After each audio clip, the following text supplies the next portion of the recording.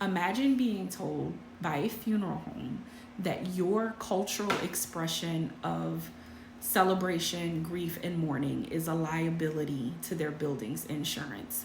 This is exactly what happened to a young lady that I met in Sam's Club last year. She shared with me when I complimented her tattoo that she and her community and best friend's family decided to get the tattoos in honor of her best friend's life because they were not able to commemorate him culturally at their funeral. And of course, my ears perked up and I asked why.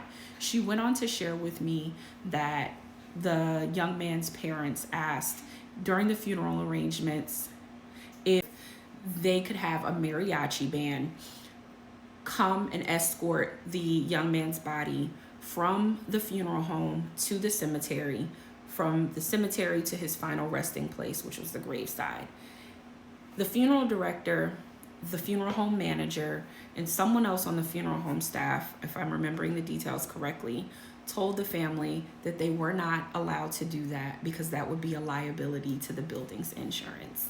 Not only was this family humiliated, degraded, and told that their cultural expression and maybe their tradition was inappropriate, but it would also be a liability to the funeral home's insurance policy.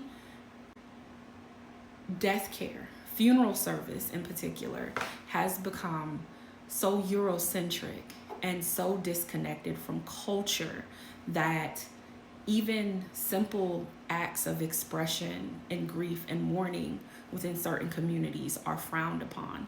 And unfortunately, in this case, the family did not have the emotional energy or the finances to transfer their loved one to a different funeral home, if there was even one available that would accommodate their request. My name is Joelle Simone Maldonado.